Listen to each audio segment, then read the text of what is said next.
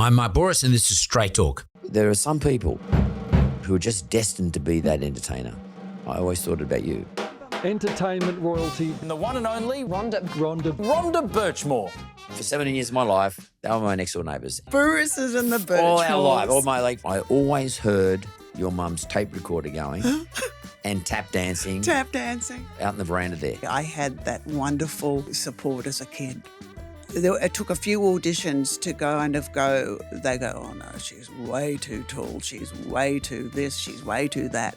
And I remember throwing out those ballet shoes and saying to Mum, I never want to dance again. And you know what? As you get older, I kind of go, well, if that doesn't work, so be it. We used to, especially Michelle, have a major crush on you. I should tell you, she was very beautiful. My sister would pass away from motor neuron disease, yes. And I said, who do you want to see? And she said, I don't want anyone to see me how I'm looking. Never spoken about it to anyone. You know, the one person I'd love to see is Mark. Oh, really? You were the only one. Rhonda Birchmore, how you going, mate? Oh, Mark, it's been a few years in between. Oh, my gosh. I bumped into you at Channel 9 recently, and I hadn't seen you for ages. I was just saying earlier, probably the last time we saw each other was either at my mum's funeral, your mum's funeral, your dad's funeral, your sister's funeral. Yeah. A funeral, yeah, unfortunately. But you made a suggestion, let's get together and have a chat. And I thought, hey, this is too good an opportunity. I'm going to get the great Rhonda Birchmore on my show. Very kind. No, not very kind. It's the real deal. You're the real deal. You know, you're currently in Hairspray at the moment, but you've just got a whole heap of shows you've been in over the years. I have, you know, I love the Birchmores. I mean, they're our next door neighbour. I've got to tell everybody. Yeah, we love next door neighbours. the Bourises and the Birchmores. All my life, for 17 years of my life, they were my next door neighbours. And we had other next door neighbours, but they were out there. They were a big family. Like, I don't mean numbers, but they were just a big noise, just bigger than Ben-Hur as a family. All of you, the whole family was. Your dad, Jack, like unbelievable. Yeah. Like he was a big, tall guy. I remember him as a big, tall guy. But he had a really important job, as I remember. With the transport, Brambles. With TNT, Brambles, that's it was. I think TNT bought Brambles in there, but he was a big deal in Brambles. You know, and all the rest of us in the street were just little battlers.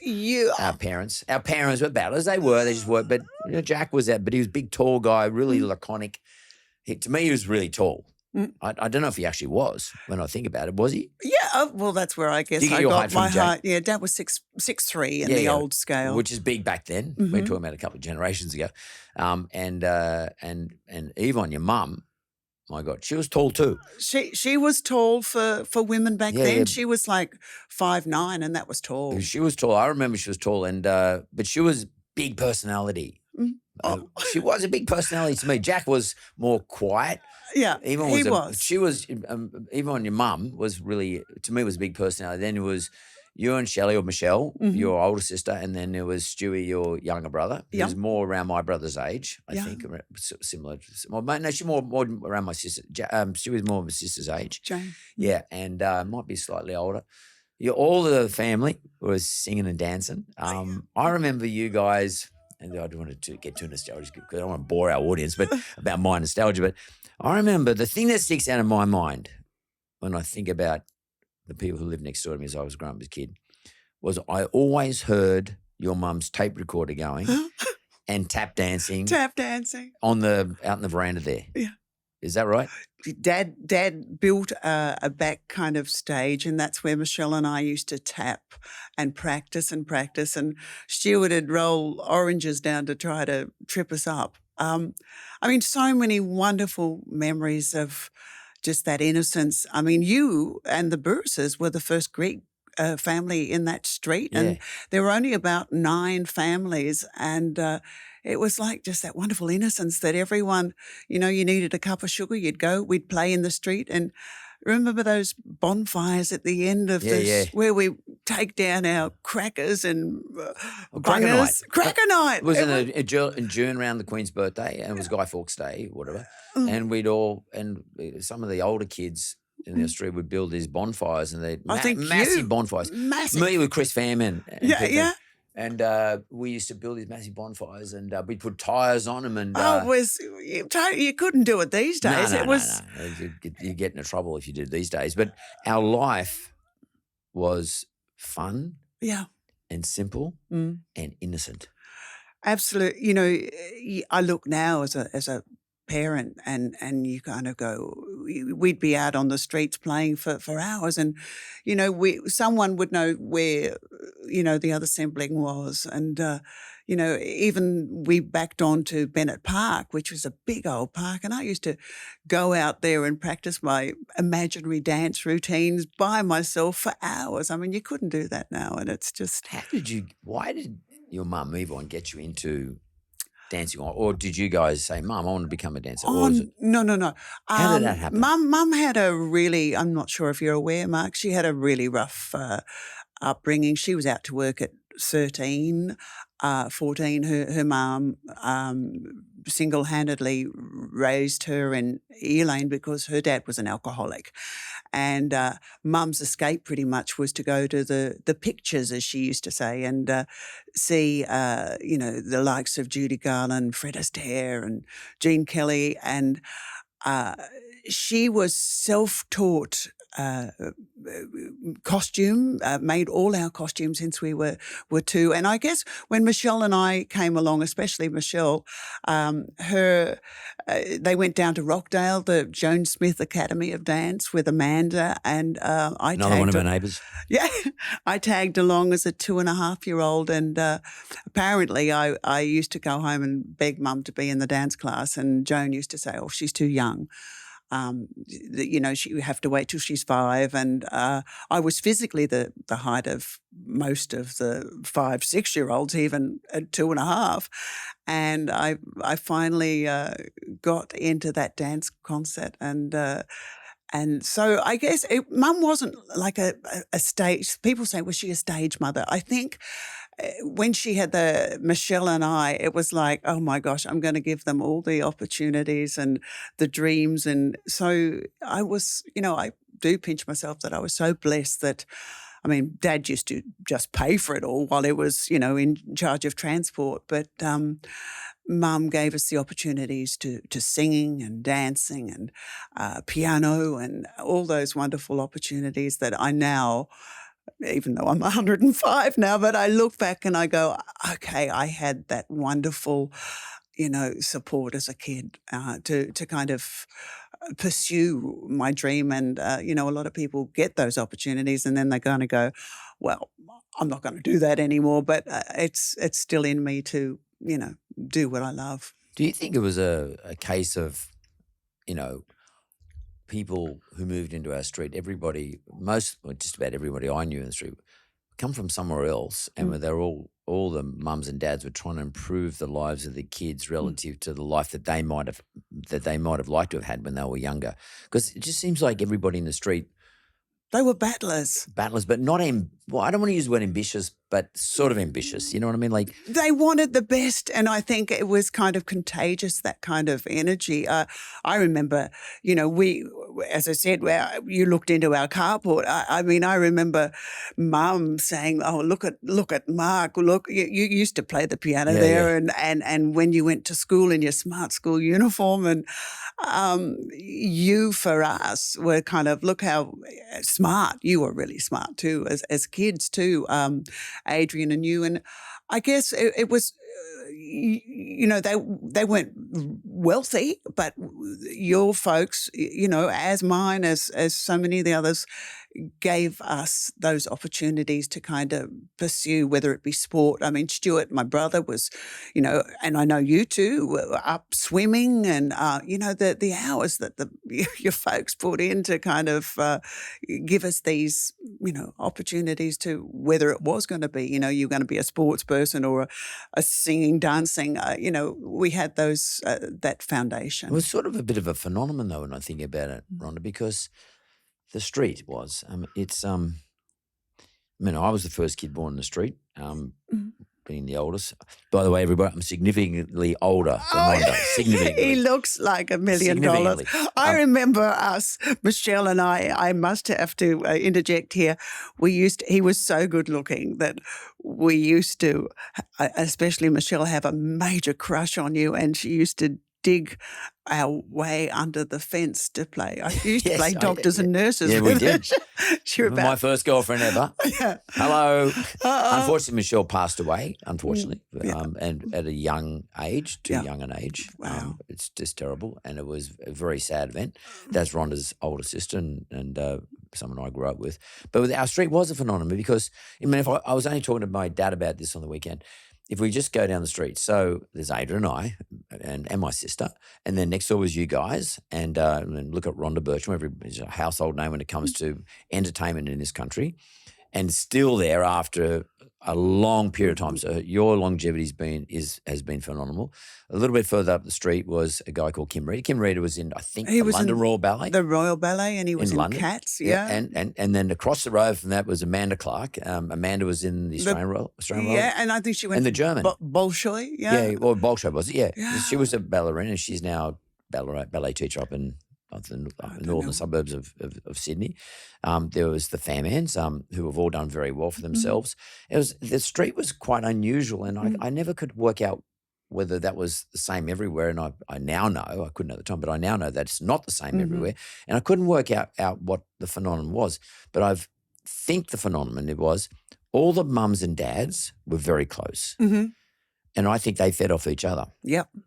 So my mum was very close with your parents. My mum and dad were very close to your parents, very close to the Clarks up the road, very close to the people across the road, and also the reason we all had a big community, and the community fed off each other, and we don't see that much anymore. I mean, I don't even know my neighbours where I live now. Well, I don't want to know my neighbours. Well, I'm sort of like that too. I don't really. Well, I don't. I'm not that. I don't really care that much. You know I don't care, but it was very different. And they don't care about me either. They don't give a shit. But I don't understand what it was.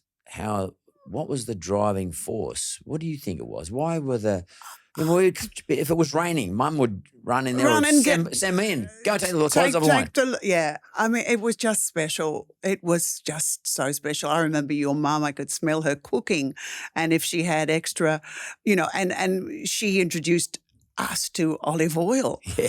Oh my gosh. And it was that beautiful thing. If someone had a tree with lemons, or we used to have that great choco vine. Mate, it grew over onto our fence. I know. And I wish it never did, because my mum used to take the chocos off the vine, and she used to make an apple pie thing. Yeah. And she used to put you don't have a lot of money, so she used to put some chocos in there with the apples, the green apples, and to pretend. And I could always try to work, is that a bit of apple? Is that a bit of a choco? Because it looked kind of the same. It looked the same. So and she tricked me with it, and but I would sit there picking out the chocos. But those memories. And you go down the street now, and I go, oh my gosh, for one choco, it's like $5, and they were, as you were saying, they were like a weed. They were growing wild. But it was just that beautiful community. I don't know what it was, and you take it for granted that, and even down the local shop, the grocery, the Logans. They had a grocery store down the corner. They had the one grocery, and we could get our lollies down there. We could, that was a big deal to cross the road to get down there, and just beautiful. Wonderful memories, and I'm just so, when people go, I say, well, my neighbour was, Mark Bouris, and we go, wow, for that little street of maybe 8 or 9 families, there's you and there's me that are kind of household names. That's quite extraordinary. It's pretty, and it's pretty cool. And I have to thank not just my parents, but I have to thank, I think, all the parents in the street, because they were so supportive of each other. And, unfortunately, quite a few of them have passed away these days. And I think Dad's probably the only one. I think he is. Still alive. But when I go back to looking at the way all the parents supported each other. So if someone was sick, there was food made. If there was somebody doing a bit tough, I remember when my dad lost his job, across the road, as you remember, there was Ronnie Fairbrother and Margaret Fairbrother. And Ronnie always had more money than him. Yeah, he had the pool. Else. He had the swimming pool. Yeah, he was a bit more rich than the rest of us. And I remember he gave my dad a car Wow. when the recession hit, because my dad was going around on a bicycle trying to get a job in the factories. And Ronnie Fairbrother gave us a car. And I didn't know that. yeah, he gave us a car. And I also remember, and Dad'll hate me saying this, but I remember, things are so tight that the butcher down the corner there, across the road, down the corner, at the end of Saturdays, he would come up and put a parcel of meat, whatever he hadn't sold, and he just put it in a box, and no one ever said thank you, or well, maybe Mum and Dad did, but like it was just like pretend we didn't get it. Like it was But just. you needed it, but he was probably a little embarrassed to accept. But he did it anyway. And it was like just amazing when I think back at it, because those sorts of gestures stay with me now that I remember them happening, stay with me forever. And it actually forms a little bit of who I am today, which is one of the reasons I do the mentor show, because I like to give back to people. I like to pay forward to people what I've learned. What do you think, Rhonda, the impact of that has been on Rhonda Birchmore, the personality? I think enormous. People say that I'm, and I love that they see me as a kind person, and I think that kindness, and I think that's kind of one of the reasons why I'm still here. 40 years in the business, and still, what that taught me back there in my mum and my dad and all that growing up was to, even though I've done leading roles in London and Broadway, I am as nice and kind, I think is the word, and respectful to the stage doorman, to my dresser, as my leading man. I think that's the thing that, Mum and Dad, we always, had time for everyone. And I think whether it's someone at stage door, you kind of go, a lot of people go, I haven't got time to have a selfie, or I always have time, because I know those people are the ones that, why I'm still here. I think it's that generosity of spirit, and wipe away all the bling, the tap dancing, the song. I think it's I'm a fairly genuine kind of the real deal. And you live in Melbourne these days, although you're up in Sydney at the moment doing hairspray. Married for 105 years to the same person, Mark. That you've done better than me in that one. You just like wedding cake, that's all. Some people might say I like giving money away, but at the end of the day, but you're still married. He's a radiologist or something? No, he's a psychiatrist. Psychiatrist, right. Mm-hmm. And I knew he's in the medical profession. And kids, what's the deal? We just have the one. Yep. Without going dippy down or down that, I wanted more, and that wasn't going to happen. But I figure I've got one glorious daughter who is a journalist, and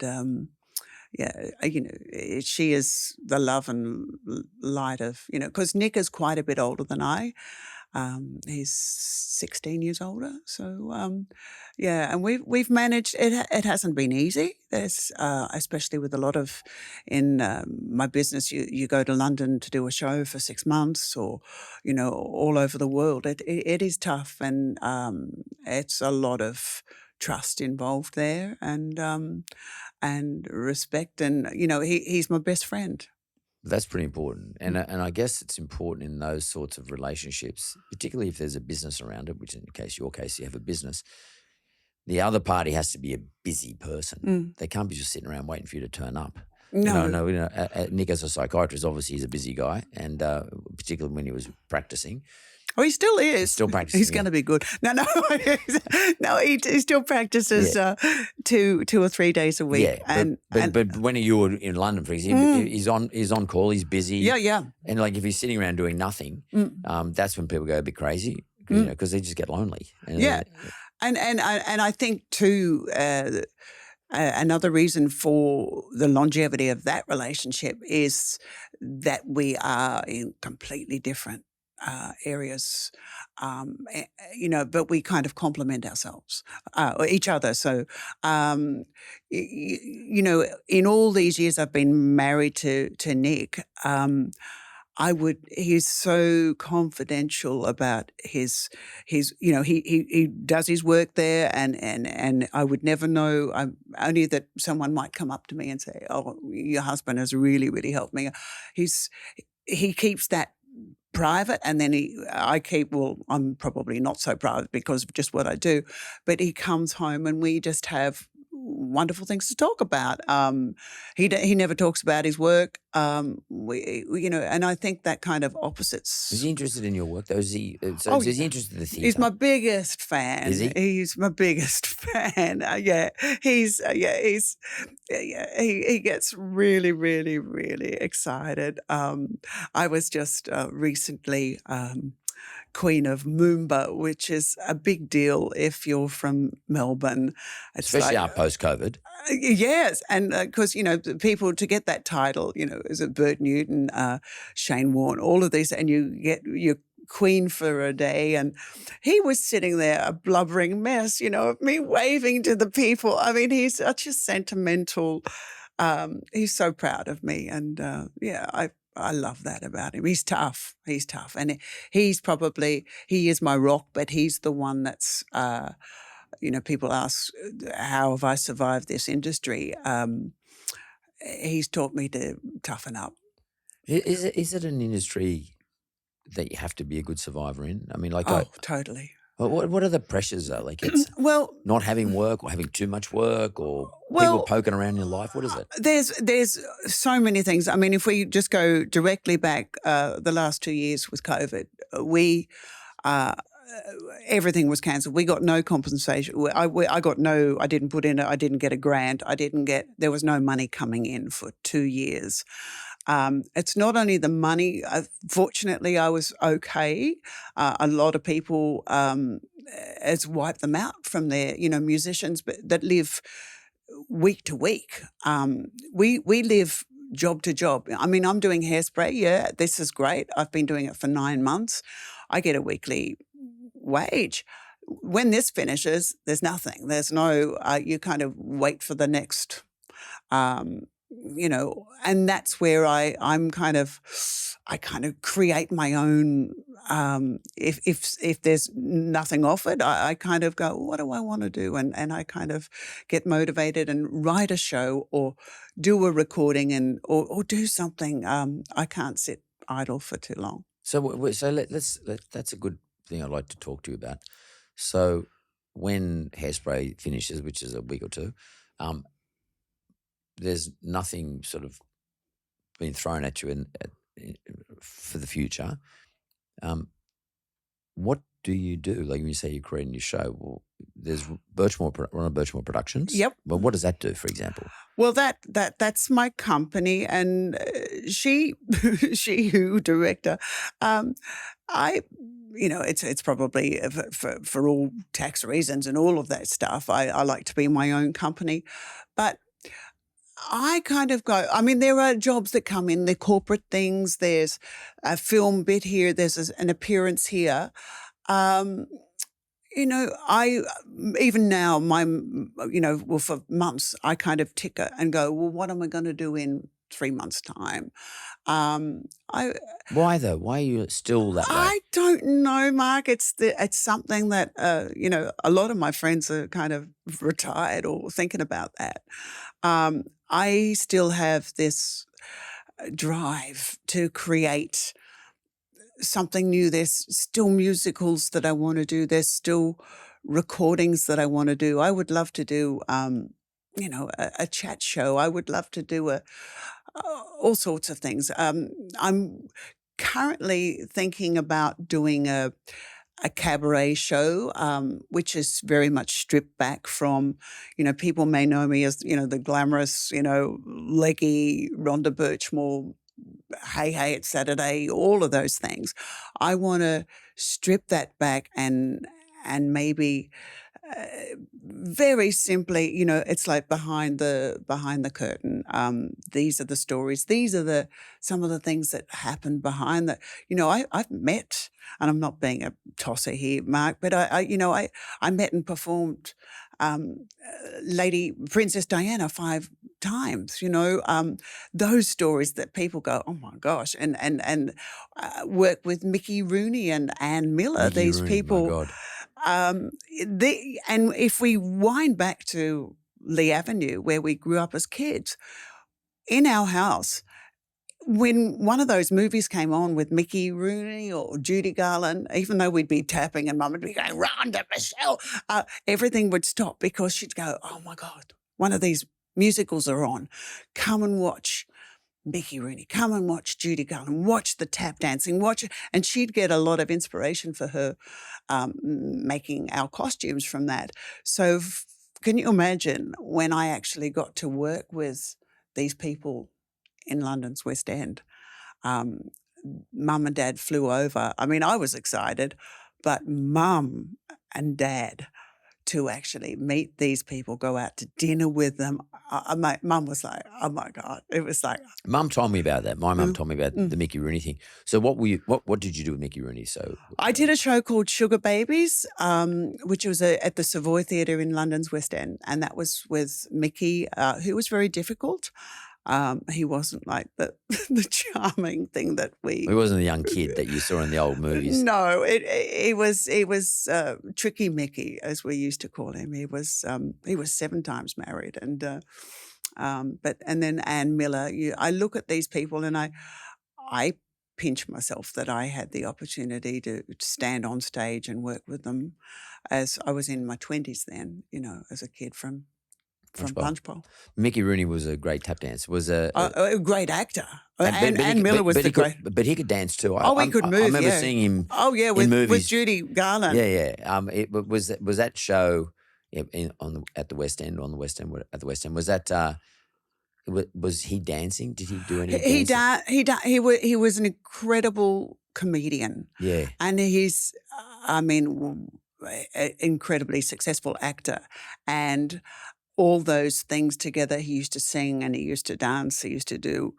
It was like a vaudeville show. So to watch the genius of he and Anne Miller as a team out there, I was like what they called the soubrette or the ingenue. To watch those was like a masterclass for me as. Someone from Punchbowl going, oh my God, this is working with these Broadway legends. And what would you put that down to? Because a lot of people in Western Sydney or wherever it is, Victoria, anywhere, some place in Queensland, maybe a regional area, thinking to yourself, I'd like to be Rhonda Birchmore. I'd like to be able to be successful. I love dance or I love footy or whatever the case would be. What was it that got you there? I mean, wouldn't be luck. I mean, what was it? How did you end up in There London? is a bit of luck. I mean, there was a lot of hurdles. I mean, I was, as you can see, I'm 6 foot, which is not the normal height for someone to be in musical theatre. I mean, my sister Michelle, she was my pin-up girl. She was 5'6", and she was the perfect height, blonde, blue-eyed. Here I was like more like this giraffe kind of thing that I knew. It's an interesting question because it took a few auditions to they go, oh no, she's way too tall. She's way too this. She's way too that. I knew then that I was never going to be in the chorus. I knew if I was going to make it, I had to make it as a lead player or, something. I wasn't just going to fit in with 20 girls all the same height in the same costume. Yeah, because but that's a thing that you worked out. But what do you reckon was it? Was it just how much is hard work, or just working hard, I should say, and commitment to the mission? How much has that contributed to your success? Because you worked out you got to be the leading lady, or you got to be something other than a chorus line. Because to be in the chorus, you had to be same size, looking basically the same as everybody else, and you never. Yeah, so how, apart from working that out, what was it that actually got you there? I mean, in terms of executing it, what do you put it down to? I put it down to, and I said from ever since I was little, I've loved doing what I do. I would go up to the raindrop fountain in Roselands. In Roselands, and enter myself into a talent contest. I can't explain what it is. It's this drive. It's this. I still have it. I'm 105 now, but I still have this. The adrenaline. I never saw it as going, oh my God. Mind you, the only one I saw as a chore, I didn't like ballet. And that, I loved tap dancing, I loved singing, I loved performance, but ballet. And I look back now and I go, oh, maybe that's because I was 6 foot and I was bullied by the final when you take the exams to get into, oh, well, I'm either going to go professional or I'm not. Even though I'd put in the work, I was laughed at in this one of the big final examinations that you do by the adjudicator, who said, my God, who do you think would ever dance with you at that height? And I remember getting on that train to the East Hill line, throwing out those ballet shoes and saying to Mum, I never want to dance again. I never. And it took me a while. And so I focused more on singing. The love of performing never went away, but you say you work hard. Tap, I just loved every bit of it. As I said, singing, I had the records on all the time. Judy Garland, Barbara Streisand, Shirley Bassey. I've never seen it, and for me, I have these, you're bringing back all these memories of, in the street and in the park and where we used to go for holidays down the Sussex Inlet. I used to put on my own shows for myself. I'd create them even as an 8 or 9-year-old. It wasn't. Do you reckon it was like an obsession or not an obsession? Just I don't know what it is. People say, "Is it in your blood?" You see, Michelle had my sister, who was my pin-up girl. When I'd see her in these musicals, I go, "Oh my God, that's what I want to do." And she, through injury, she couldn't do it. And she went into another career. She didn't have that same drive. She had the same opportunities as myself growing up, but she didn't have that. It's not, you don't she didn't seem like she was in love with it to me. Not as, she loved the show, but she was very happy, I think, when, to move on and do something else. Yeah, but because my memory of the work you guys put into it and probably the commitment your mum showed. I mean, your dad was always working somewhere. And just paying the bills. Paying the bill, yeah. He was out paying the bills. But just the commitment of the two of your mum and yourself, that's my memory. And you're always travelling around. To a Stedfords. Yeah, there was a Stedfords always on. There was always a competition. I mean, we used to get dragged along to watch you sometimes. You had to come along to the finals, I know. My mum used to take us, and so did Dawn and Fred up the road. Yeah. They dragged us along their kids, and we'd all end up being there together. You never came, by the way, I played piano a few of Stedfords, and you never turned up to any of my Stedfords. Oh, how rude. Oh, but I used to hear you next door. At one time my mum said to me, she said, you got to do I was doing year 6 piano, like 6th grade piano, and she said, I want you to do it as Stedford. I said, Mum, I don't want to do that. Anyway, I remember I hadn't practiced properly, and Mum took me we caught the train into Central, and somewhere near where the dental hospital is, I remember there was a Stedford Hall there, and I went in there. The city of Sydney. And I wasn't ready. I wasn't properly prepared, and I was so nervous, and I got up there and completely cooked my piece, and just sort of froze, and halfway through because I just cooked it, and I remember saying to my mum, I'm just not any good at this stuff. And I pretty much, I finished it off year 6, but I didn't do anything after that because I took the view that I'm not a musician. I'm not. But you were damn good as a kid. Yeah, but I used just to could listen. read music, that's all, because Mum, just practicing. But I think that's what you're saying about Michelle. There are some people in the world who are just destined to be that entertainer. And I always thought, I didn't think that about Michelle. I always thought about you. I always thought you were going to be the one as I was growing. And I turned out to be right. I didn't know. I wasn't like thinking make positive. Because we had equal opportunities. Yeah, I mean, you and Michelle did, but like you were always going to be the entertainer. And what's interesting to me is that after 40 years of being in this industry and having done pretty much everything, there's, and Queen of Moomba, et cetera, like there's not that much more you can achieve. It tells me you're not doing it for achievement. It tells me you're doing it for love. You love it. It's who you identify. It's who Rhonda Birchmore thinks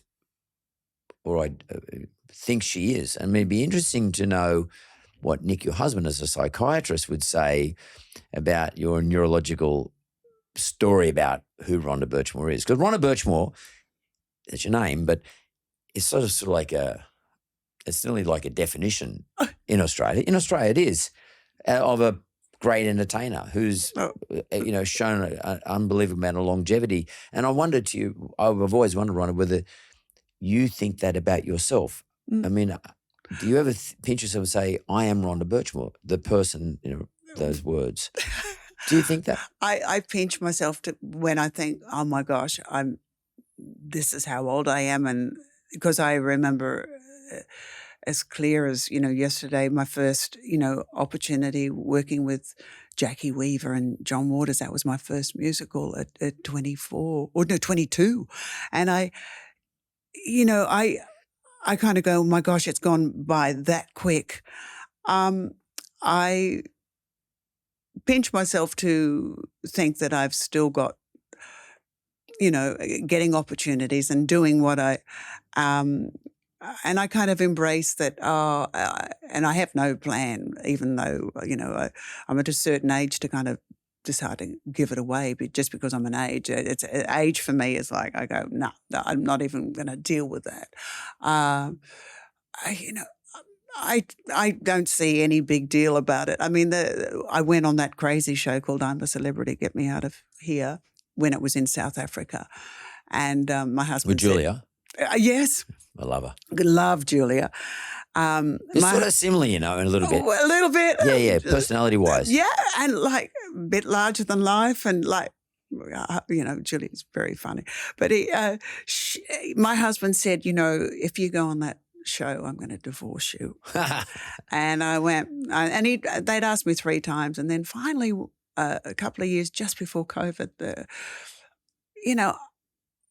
they'd rang again, and I went, you know what? I'm going to do this. I want to do this for myself. I want to show Australia that there's more to Rhonda Birchmore than just the singing, dancing showgirl. Stripped back of makeup, having to live, in this kind of camp. And I got right to the end. I was the last woman standing, and no one ever expected that I surprised myself with that show in terms of getting that far, and I didn't know how strong I was. You have a fair bit of tenacity. I mean, you do. Yeah. And I as I'm sitting, I can see your mother. I can see Yvonne, like, it's killing me. Like, it's so. Oh. It's just like She's come back. I can see Yvonne sitting here in front of me, talking to me, and she had an incredible amount of tenacity. Like, she was incredibly tough. I don't mean horrible, but tough and resilient as a person. And I think maybe now, you're just talking about that. Maybe it was because of her rough childhood and all of that stuff, but she was larger than life, Mum, and I mean, right to the end, dementia would get her, which was just a shocking thing. But she still, even right to the end, had a fabulous sense of humour, and it's. Yeah. Do you know that when I went to university, somehow my mum and your mum, somehow I don't know how it happened, but your mum worked out there.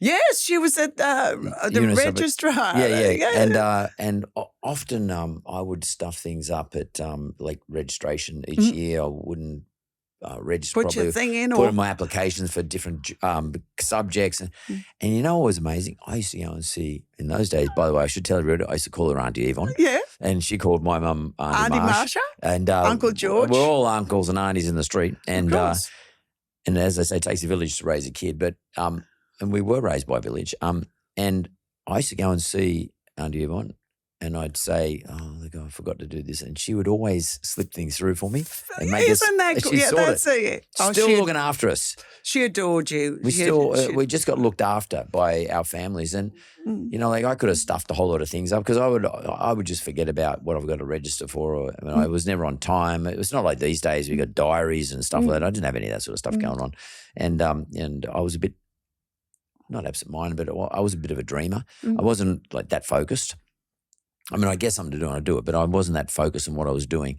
And it was amazing. And I was just thinking that when you were talking to me about how Yvonne, your mum, how many times she helped me and she's basically a good person. I just think that those things at the end of the day rub off on how we live our lives. And today, especially as we get a bit older. And you know what, Mark? I just know my dad was I had a string of, you know, they were the healthiest people in the world, you know, all our families. And then Dad would pass away from Parkinson's, and I just remember we were so knocked out that you and your brother, your mum and dad, you know, we hadn't seen. I mean, I think mum and dad and Auntie Marcia and Uncle George, they'd go on those kind of little holidays with the Fair brothers. Yeah. But you know, we were just so not. And you'd become incredibly famous and successful, but we were. As a family, so knocked out that you actually took the time out of your, you know, incredibly busy to make that time to come down to Warrenora, to come, you know, we'll never forget that. And yeah, but of course I would, because like they're an important part of the fabric of my life. Like it's amazing, and particularly Michelle. Like, do you know? So can I sad. be really sad? My sister would pass away from. Sorry, I'm really MND. Motor neuron disease. Yes, and it was a specific one called ALS, MSA. She was the most beautiful girl, and she was so proud of how she used to look when this disease took over.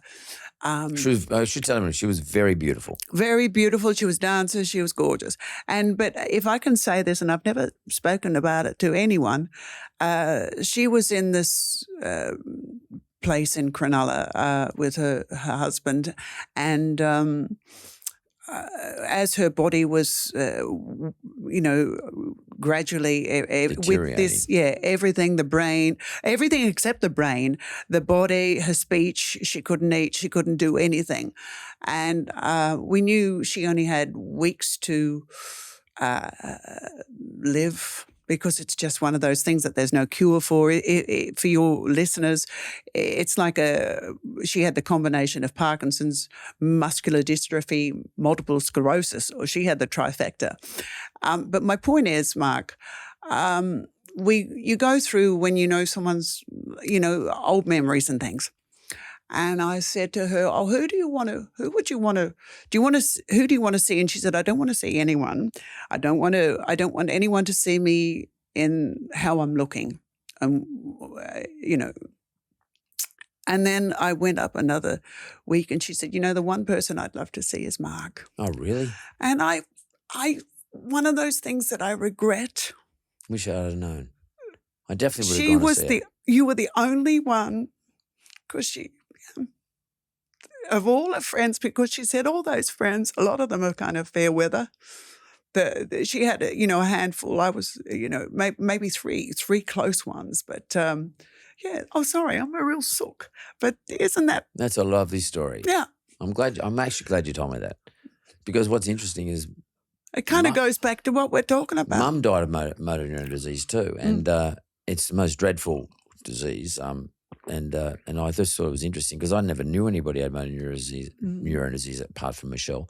And then my mother died from it some years later, not that many years, about 6-7 years later, after Michelle passed away.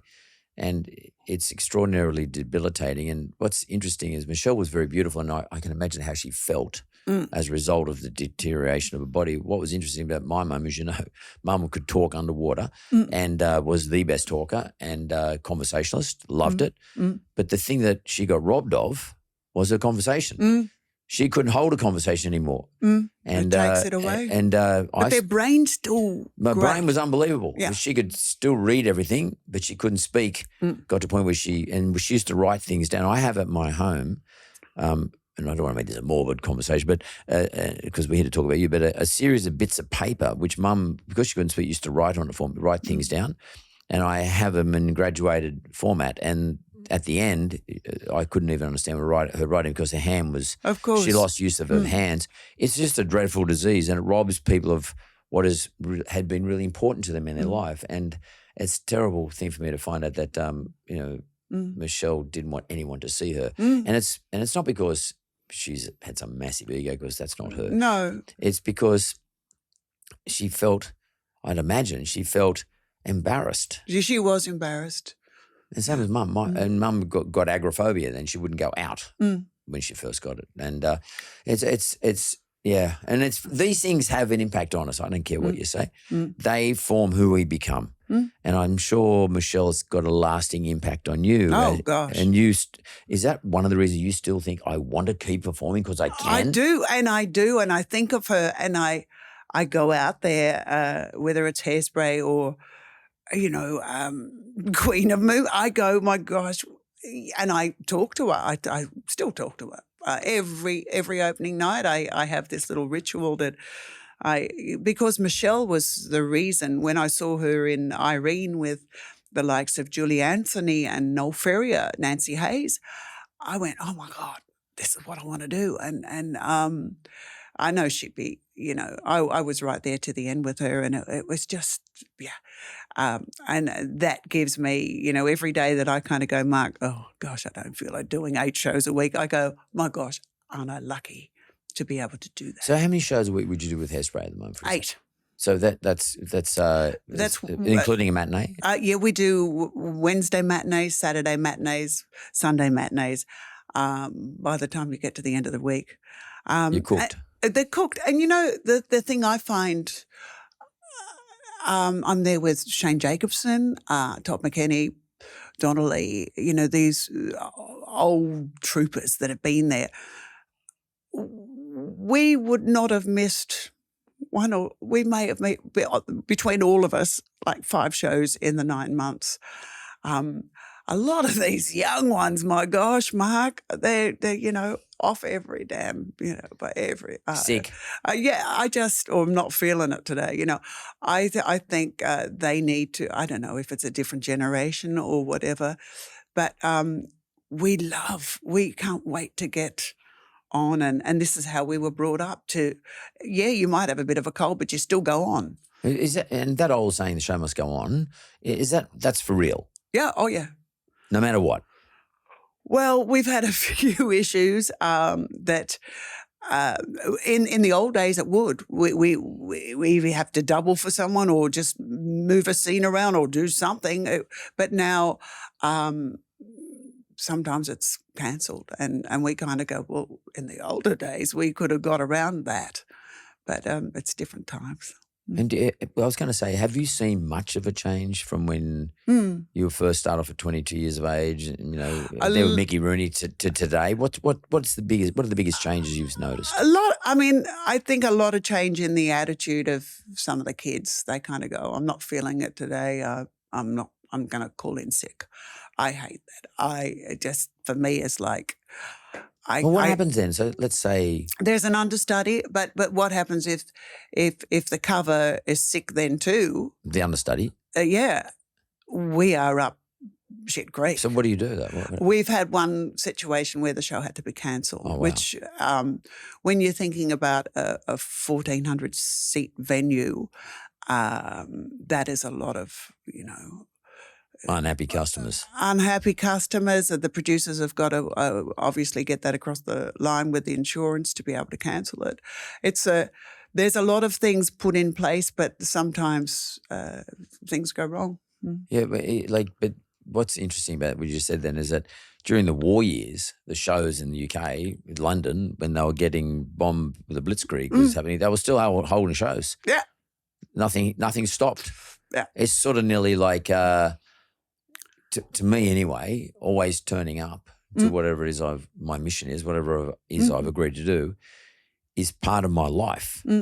Yeah. And I think that's what, when we go back, the Bouris, we know we're lucky. I mean, our folks work so damn hard to give us these opportunities. We don't take it for granted. It's a very different attitude. It's this kind of, I've got a headache today, and I go, well, you just take a damn Panadol. something and get on. Yeah, get on and start singing. It's very different. I mean, there are changes. I think there's good changes being made with the Me Too thing, especially in our industry. Is that a thing? Oh, it certainly was. I mean, and not to go to get me in trouble, but I had a fairly shady, tricky time with Mickey Rooney. He was me 24, 25 in London. He's this 70-year-old man. It wasn't sexual abuse, but it was certainly abuse. Yeah. Of the sexual nature. It wasn't, he was, it was very interesting times. And I know, because that was my first big show in London, had I gone to management and said, this is what's happening, he used to come into my dressing room every night and it was just awful. And I just used to keep going with my makeup and just do all this and get on the stage and not do anything about it. It would be very different now. I didn't say anything because I know back then in the 80s, late 80s, I would have been sent home. Oh, really? They would have gone, Mickey Rooney is the star of the show. Anne Miller, this is your first show. This is your first opportunity. Just, grin and bear it type of thing. So when something like that happens, what do? You just decide, I'm not going to make any noise because I could lose my gig. Yeah, that's exactly. I thought I'm going to be on the first plane home. I'm a nobody. I'm nothing. So you just said, I'll just cop it sweet. I'll just cop it sweet. And now I look back, and that is what the big change is now. I think that kind of behaviour is not acceptable.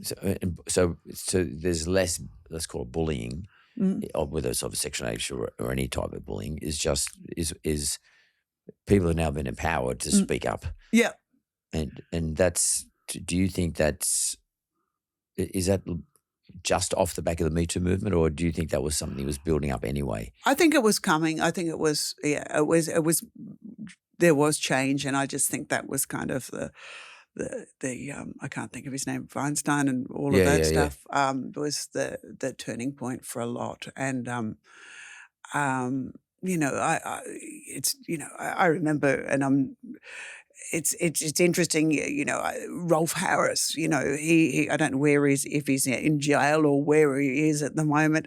But I remember when I was doing Hot Shoe Shuffle, which was a huge show here with David Atkins.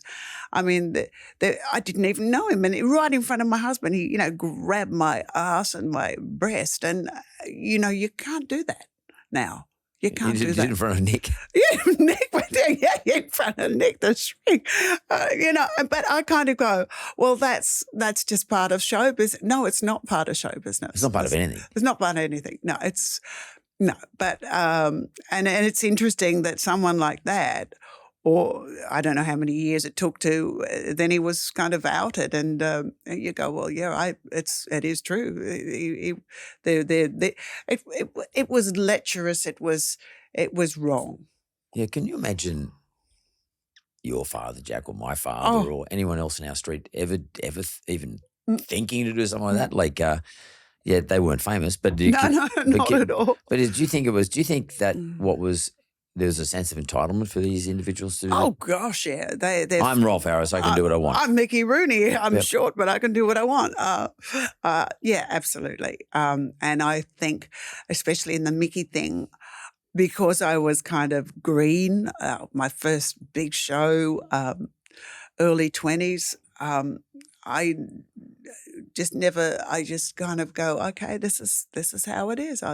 Mickey would talk at you. You'd never get a word in.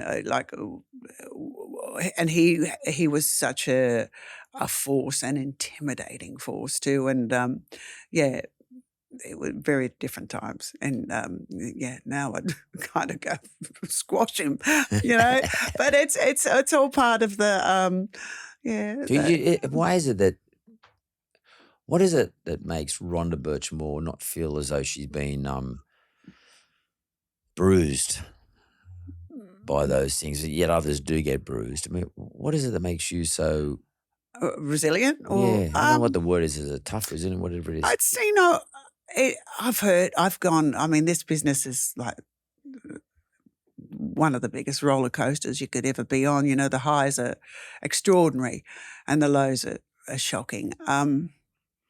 I think the reason I'm still here, apart from just still my love for it, I've been nearly destroyed a couple of times. I've nearly kind of gone, I don't ever want to do this again. And one of those times was when I opened Melbourne Casino. I was the name above.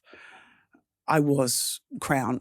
It was Rhonda Birchmore, Red Hot and Rhonda, and I was thrown into the whole thing of gambling and all that mess that we're introducing gambling to Victoria, and the reviews. And I'd never had a bad review in my life, and suddenly I was kind of every other day, every other week on the front of the Age or something with my head down the toilet. She's going to die, she needs to get rid of her type of thing. And so I've had my fair share of shit house times, like the lowest of low. What brings you back? I think it's my drive to still doing, and I bring in Nick here. I also, think of my mum and my dad and my sister, my biggest fans, and a very close, friendship group, just kind of giving me that support to kind of get back on the horse and don't let all that destroy you, because a lot of people don't have that support. And I think all my life I still do have a very good, Nick being very wise, older, yes, but just in terms of away from the industry enough to kind of give me concrete advice how to deal with these, whether it be bullies or situations or just me trying to get me back and do what I want to do rather than destroy me. I can't imagine you ever feeling like that, because you've always come across to me as like unbreakable. Unbreakable. Yeah, but you always come across that way, and so therefore you must always recover because you're good at recovering. I think that's probably your strength. Not that you're unbreakable, but you can recover, and that's probably important. We're all breakable, but the thing that sets some of us apart is that what gives us longevity is we can recover. We've got to be able to recover fast, and the recovery part is about having a great support group or people you can lean on a bit.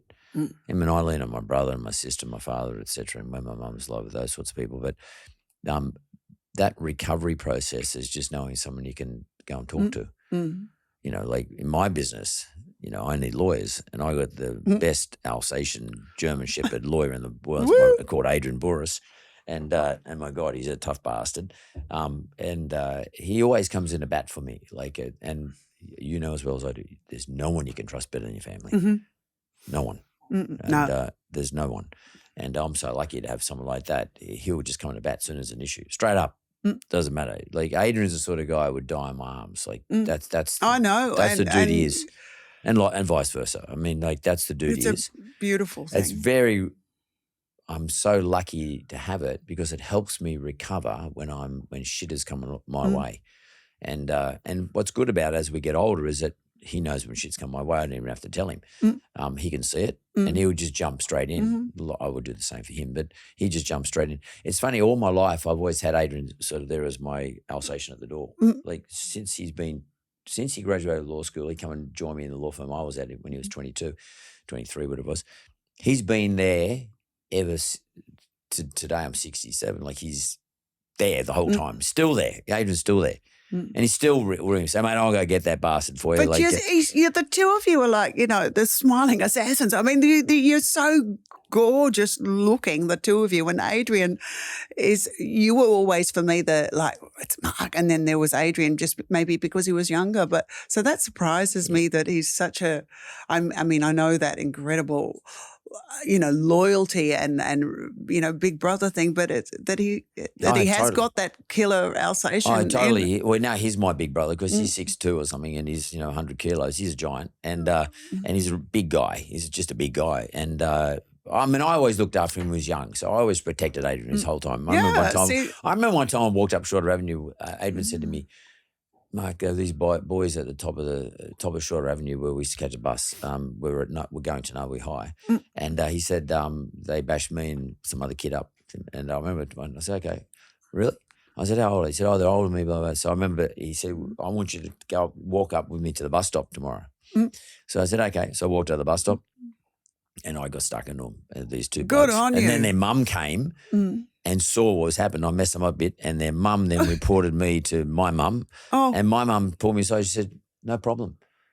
Good on you. Good on you. Good at looking after your brother. But So I used to always look after him when he was young. But now, these days, my little big brother, he is like that. And that's so important to recover. And recovery, and I think that people who look at you, and sometimes people look at me and they think, oh, well, you must be really resilient and tough and, nothing ever bothers you. It's not true. It's not true. We go through the downs just like everybody else.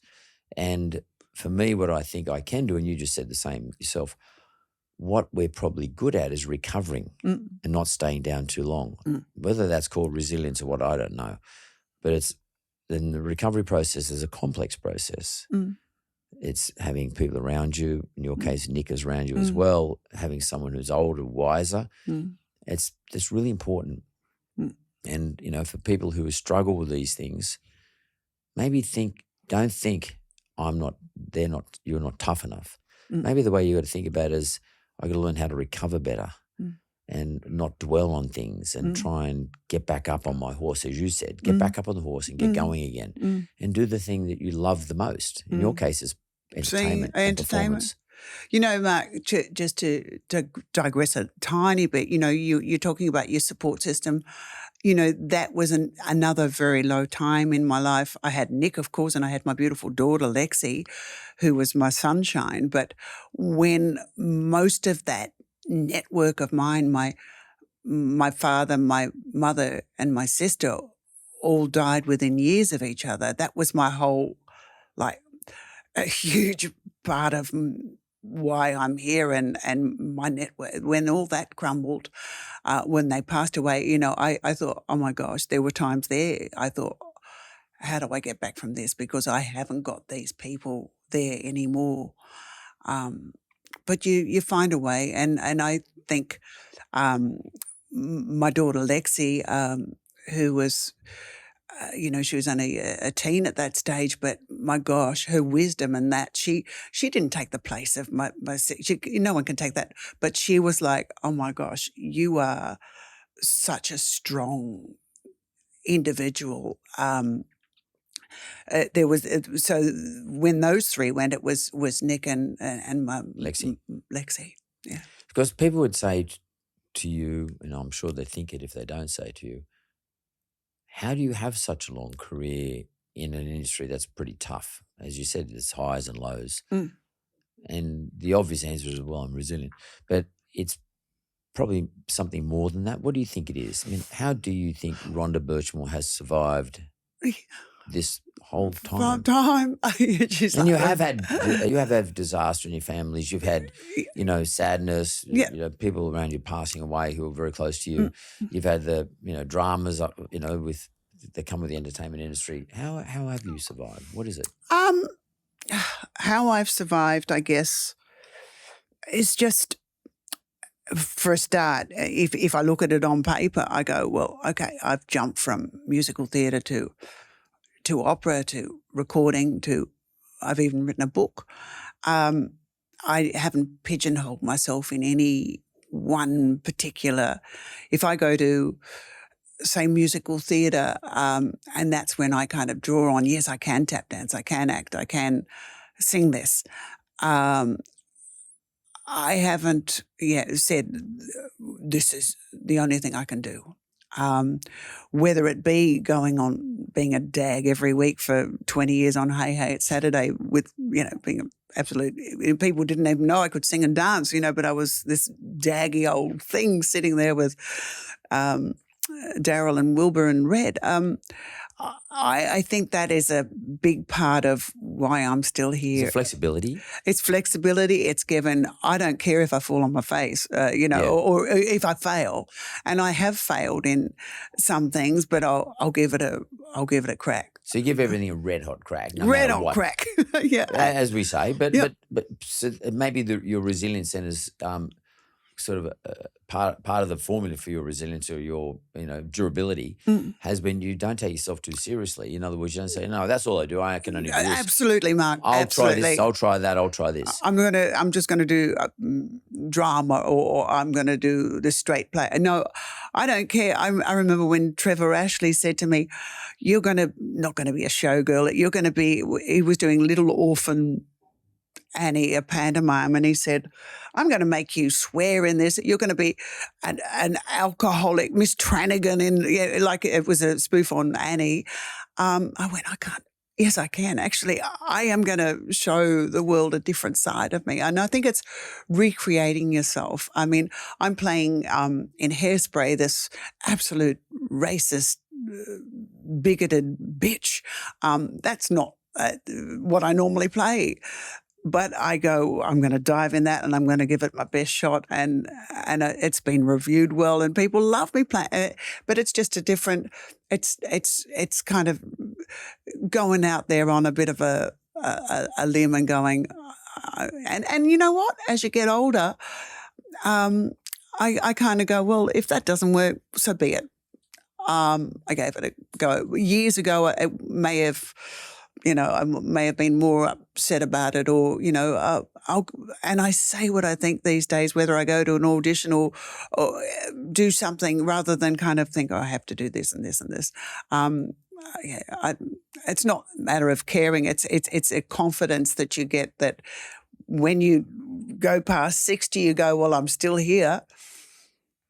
I'm just gonna, if I fail, fine, but I'm going to give it a red hot crack. So it's sort of like you become, well, tell me if I'm wrong, but as you get more experience, you become less prescriptive as to who you should be. In other words, I got a notebook. I'm happy to be any of those things. I know and even if I haven't done that, I'll try it again.